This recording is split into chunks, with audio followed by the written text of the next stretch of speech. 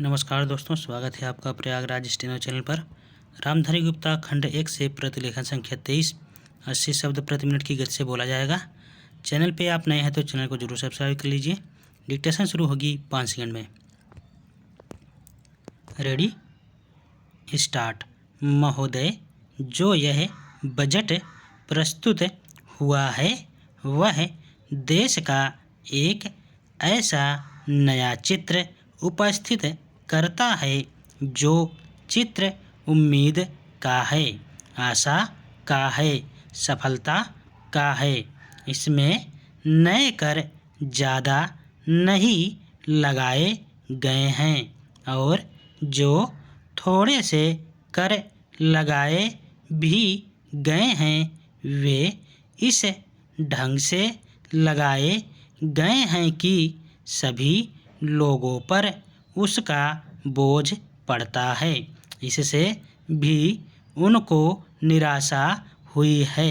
दूसरी बात जिससे उनको निराशा हुई है यह है कि 1-2 वर्ष देश को लेन देन के मामले में कठिनाई का सामना करना पड़ा था।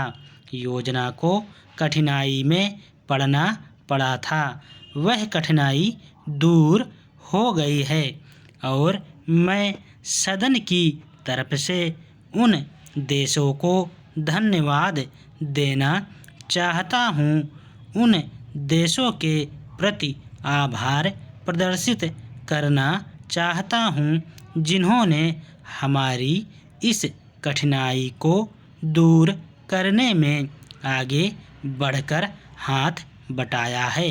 मेरे मित्रों को इससे निराशा हुई है कि विदेशी सहायता बहुत ज़्यादा और तेज़ी से पहुंच रही है और हमारी जो कठिनाई दूर हो गई है इससे उनको परेशानी हुई।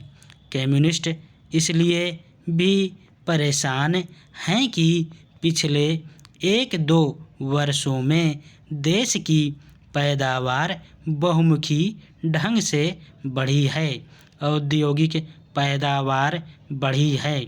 यह उनके लिए निराशा का कारण बना है। उनकी निराशा इसलिए भी बढ़ी है कि उनका मालिक, उनका मित्र हमारे देश की सीमा पर जब फौज लेकर खड़ा है और जब देश पर खतरा है तो क्यों देश की आर्थिक हालत, क्यों देश की वित्तीय हालत तथा दूसरी हालत इतनी अच्छी हुई है और क्यों इतनी अच्छी छवि उभरी है। लेकिन उनकी निराशा हमारी सबसे बड़ी आशा है, उनकी असफलता हमारी सबसे बड़ी सफलता है और मैं समझता हूँ कि उनके भाषण हमारे वित्त मंत्री महोदय के लिए सबसे बड़े बधाई के भाषण हैं। 2-3 और चीज़ों की ओर मैं आपका ध्यान दिलाना चाहता हूँ।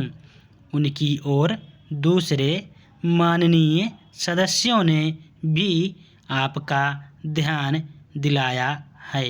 हमारी सरकार का ध्यान भी उस ओर गया है, लेकिन मैं समझता हूँ कि उन पर और अधिक ध्यान देने की आवश्यकता है।